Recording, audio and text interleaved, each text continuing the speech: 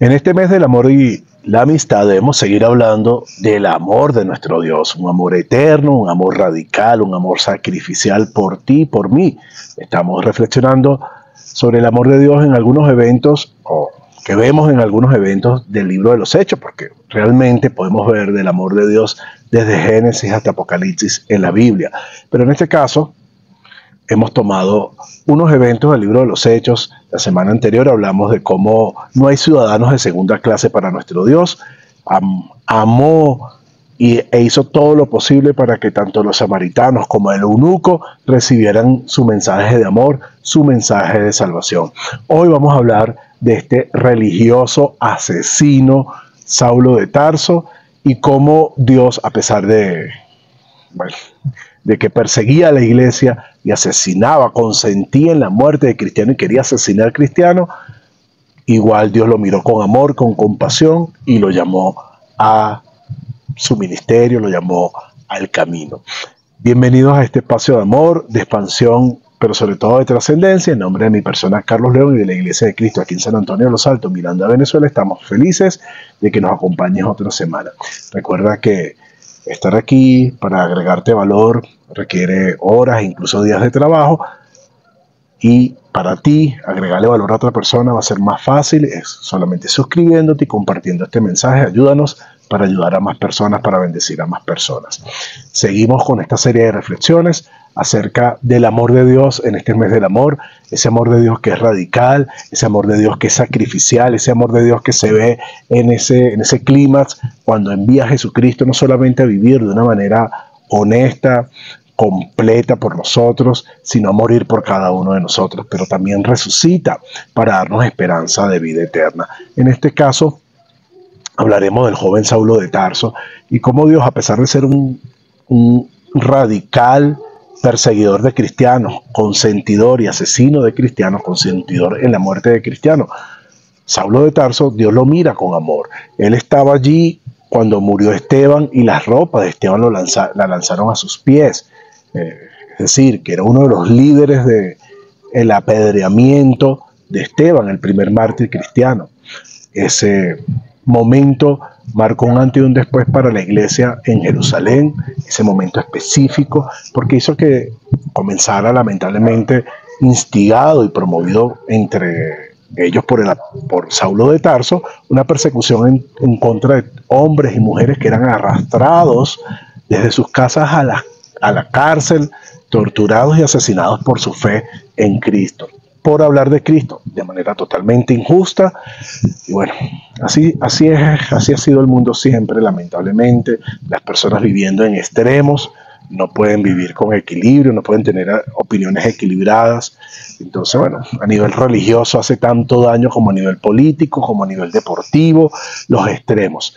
O la vida en general, que no se viva con balance o con equilibrio, sino que se viva con extremos, una vida donde se sufre mucho y también se hace sufrir mucho.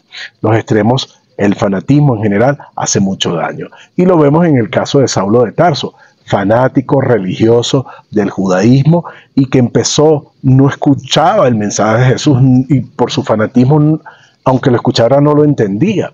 Y empezó a perseguir con vehemencia a la iglesia, al punto que fue por la expansión o por la emigración de los cristianos, la salida de los cristianos de Jerusalén.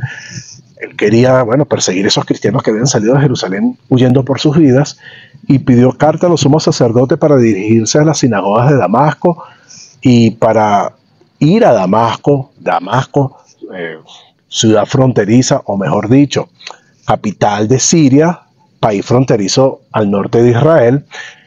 Ir allá, estamos hablando de, más de 200 kilómetros que tenía que andar el apóstol Pablo, por lo menos 6 días, para llegar hasta allá, hasta Damasco, buscar a los cristianos y traerlos presos, así sea arrastrados, a Jerusalén para que fueran juzgados, entre comillas, porque en juicio justo no había, y fueron asesinados, torturados por su fe.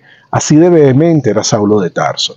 Y consentía, dice la palabra que consentía en la muerte y quería seguir buscando cristianos para que fueran asesinados, traducción nueva, matar cristianos, nueva traducción viviente.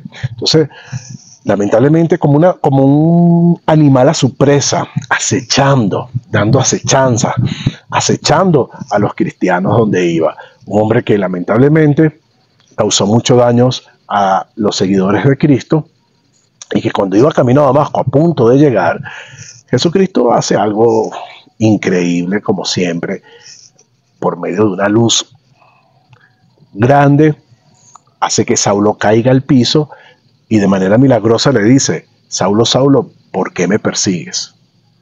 Entonces, primero le preguntó: ¿quién eres? Señor, y lo trata de Señor. Ya él reconocía que era una deidad, que era Dios hablándole, lo trata de Señor. Entonces Jesucristo le dice: yo soy Jesús a quien tú persigues. Y le da unas instrucciones: necesito que entres a tal calle, en tal casa, y te quedes allí y se te dirá qué hacer. Saulo definitivamente reconoce a Jesucristo aquí como su Señor y su Dios y le obedece. O sea, y me imagino por la reacción de Saulo luego de ese momento, no solamente quedó ciego, lo tuvieron que recoger sus amigos, quedaron sorprendidos, escuchaban un ruido pero no sabían con quién hablaba Saulo. Me imagino por la reacción de sus amigos y del propio Saulo, que entró en un profundo arrepentimiento y tristeza, porque no comió ni bebió por 3 días. De pronto tú puedes estar en un ayuno de 3 días, pero sin beber nada, o sea, te deshidratas, es hasta peligroso. Las personas no pueden aguantar tanto tiempo sin beber. Sin comer podemos aguantar hasta 40 días, 30, 40 días, pero sin beber agua no más de 3 días. Y Saulo estuvo sin comer y sin beber 3 días.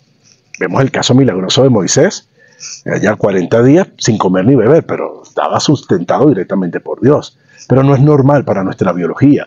Y lo vemos aquí en el caso de Saulo: 3 días sin comer y sin beber. Así era su remordimiento, así era su tristeza, y estaba solamente dedicado a la oración, porque se había dado cuenta el tremendo error que estaba cometiendo al perseguir a los cristianos, al perseguir a los del camino, porque así era mencionado a los seguidores de Cristo. Se les hablaba, o se hablaba de ellos como las personas que estaban en el camino, porque el cristianismo no es solamente estar en Cristo, es andar, es hacer, es ser transformado, es comprometerme con acciones que ayuden a su obra aquí y no solamente me ayuden a mí para ir a los cielos, es comprometerme con su iglesia, comprometerme con los necesitados, comprometerme a hacer por el que padece, por el que sufre, no solamente dentro de su iglesia, sino fuera de su iglesia.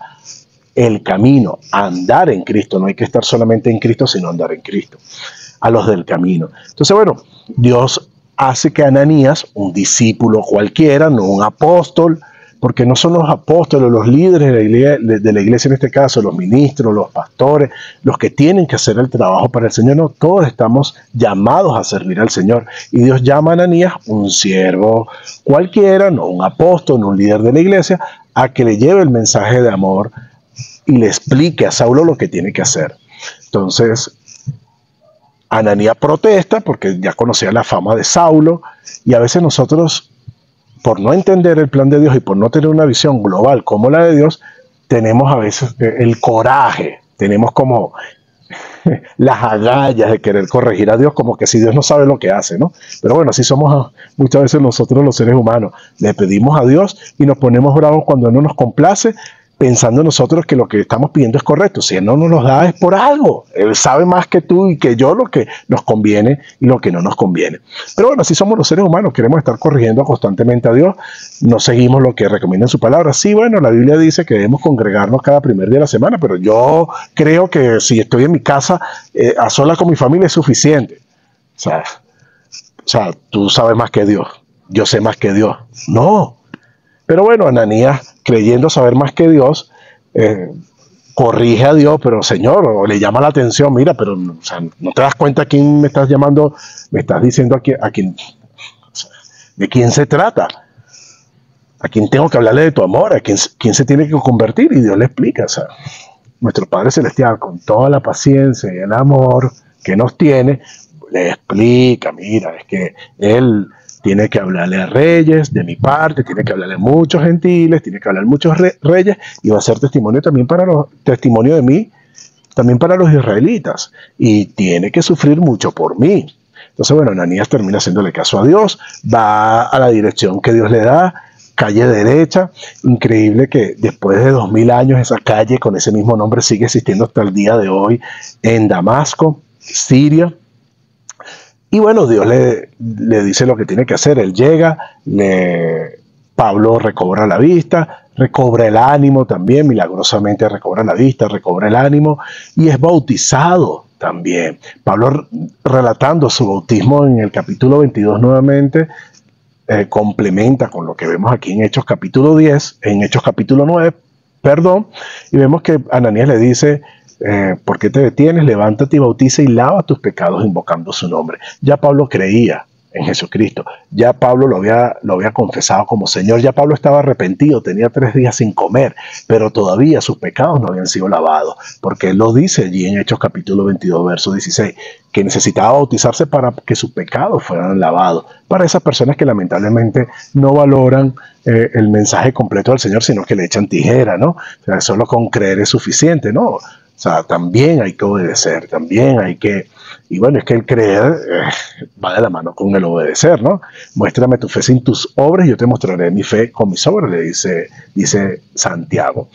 Ahora, entonces Saulo se convierte, recobra las fuerzas y enseguida empieza a hablar de nuestro querido Jesús en las sinagogas, empieza a hablar del amor de Dios. Vemos que no se puede quedar callado y las personas estaban sorprendidas porque decían, pero no es este el que vino aquí a buscar a los cristianos para llevarlos arrestados a Jerusalén, no es este que perseguía cristianos e hizo todo en contra de los cristianos.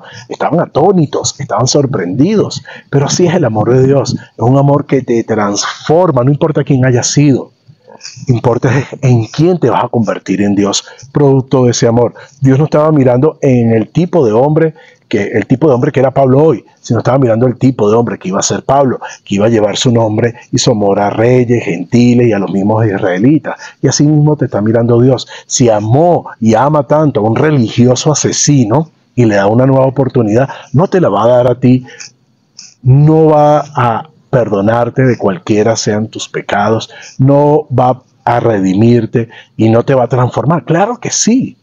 Hoy está Dios listo para derramar su amor en tu vida. Pero como el apóstol Pablo, debes estar también tú listo para creerle, para confesarle y para arrepentirte. Listo para obedecerle. Listo para, con las manos abiertas, recibir su amor. Que Dios te bendiga y recuerda que Dios no solamente quiere tu salvación, sino también tu transformación. Recibe su amor para que seas no solamente salvo, sino mientras que llegas a los cielos, transformado. Te amo en Cristo.